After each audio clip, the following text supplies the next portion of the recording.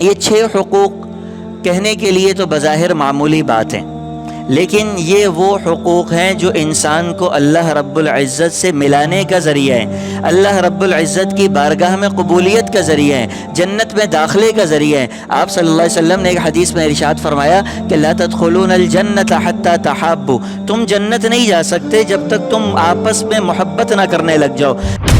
حق المسلم علی المسلم 6 قیل ما ہن یا رسول اللہ قال اذا لقيته فسلم عليه واذا دعاك فاجبه واذا استنصحك فانصح له واذا عطس فحمد الله فشمته واذا مرض فعده واذا مات فاتبعه او كما قال عليه الصلاة والسلام۔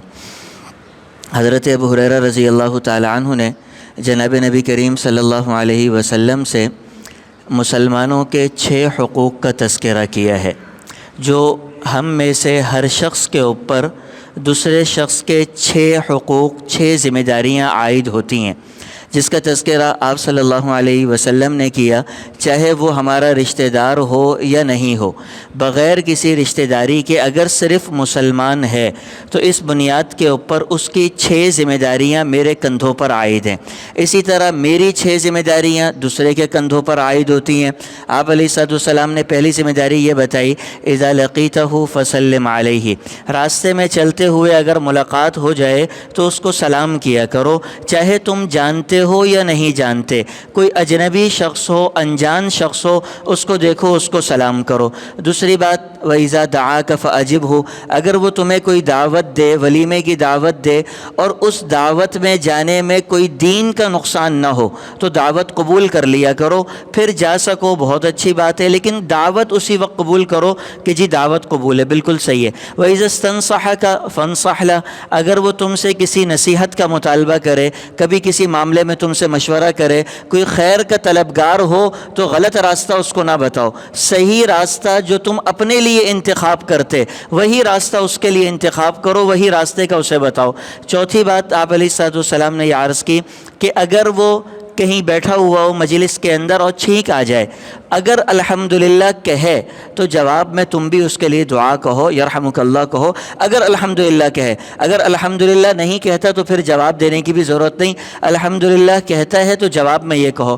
5ویں بات، وَإِذَا مریض فعدہ، اگر بیمار ہو جائے تو اس کی عیادت کے لیے جاؤ۔ 6ٹھی بات، اگر وہ مر جائے تو اس کے جنازے میں اور تدفین میں شرکت کیا کرو۔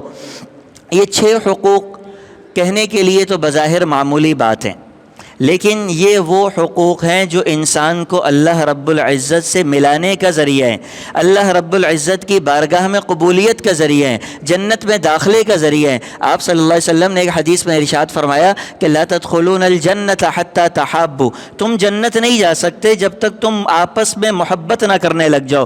جب تم مسلمان آپس میں محبت کرو گے تبھی تم جنت میں داخل ہو سکو گے۔ پھر عرض کیا، میں تمہیں ایک کام بتا دوں جو تم کرتے رہو تو تمہارے دلوں میں محبت بڑھ جائے گی۔ حضرات صحابہ کرام نے عرض کیا، رسول اللہ بالکل بتائیں۔ آپ نے فرمایا، افشوا السلام بینکم، آپس میں ایک دوسرے کو خوب سلام کرو، جہاں دیکھو، جس کو دیکھو، جب دیکھو سلام کرو، السلام علیکم، وعلیکم السلام، السلام علیکم، وعلیکم السلام۔ یہ سلام کا عام کرنا تمہارے دلوں میں محبت پیدا کرے گا، یہ محبت تمہیں جنت تک اٹھا کے پہنچا دے گی۔ ایک دوسری حدیث میں آپ علیہ الصلوۃ والسلام نے ارشاد فرمایا کہ قیامت کے دن اللہ رب العزت بندے سے عرض کریں گے کہ میرے بندے میں بیمار ہوا تھا تم آئے نہیں۔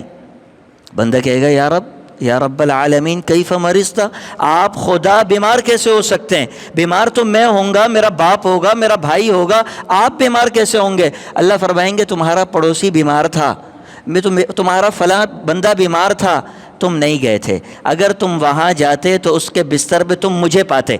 پھر عرض کریں گے کہ میرے بندے، میں نے ایک دفعہ تم سے کھانا مانگا تھا، تم نے کھانا نہیں دیا۔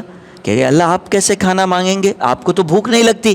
اللہ فرمائیں گے تمہارے گھر پہ ایک آدمی آیا تھا کھانا مانگنے، کوئی سوالی ملا تھا، کوئی راستے میں ملا ہوگا، کہیں تمہیں ملا، کھانا مانگ رہا تھا، تم نے اسے کھانا نہیں دیا۔ اگر تم اس ضرورت مند کو کھانا کھلا دیتے، بلا ضرورت مند نہیں، ضرورت مند کو کھانا کھلا دیتے تو تم اس کو کھانا کھلاتے ہوئے مجھے پا لیتے، میری محبت حاصل کر لیتے۔ پھر اللہ اس سے عرض کریں گے، میرے بندے ایک دفعہ میں نے تجھ سے پانی مانگا تھا، میں نے تجھ سے پانی مانگا تھا، پانی بھی نہیں پلایا تم نے۔ کہ اللہ آپ نے پانی کیسے مانگا؟ کہیں گے میرے بندوں نے تم سے پانی مانگا تھا، اگر تم انہیں پانی پلا دیتے تو تم مجھے پا لیتے۔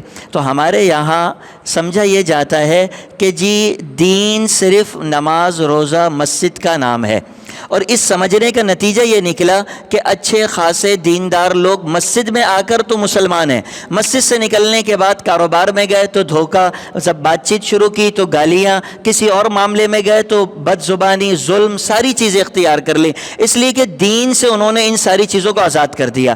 دین مسجد میں آئے، اللہ یاد آ گیا، دین یاد آ گیا، سب کچھ یاد آ گیا، یہاں سے نکلے دین اندر جمع کرا دیا، اب آزاد ہو کے باہر گھومنے لگے۔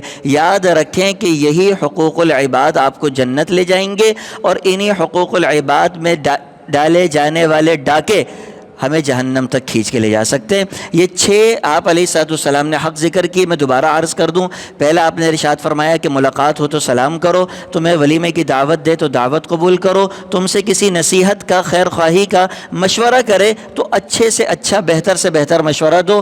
اگر کوئی کہیں تمہارے سامنے چھینک آ جائے تو اس کے جواب میں یرحمک اللہ کہو، اگر کوئی بیمار ہو جائے تو عیادت کرو، کوئی مر جائے تو اس کے جنازے میں شرکت کرو۔ اللہ رب العزت ہمیں یہ 6 حقوق ادا کرنے کی توفیق عطا فرمائے۔ الحمدللہ رب العالمین۔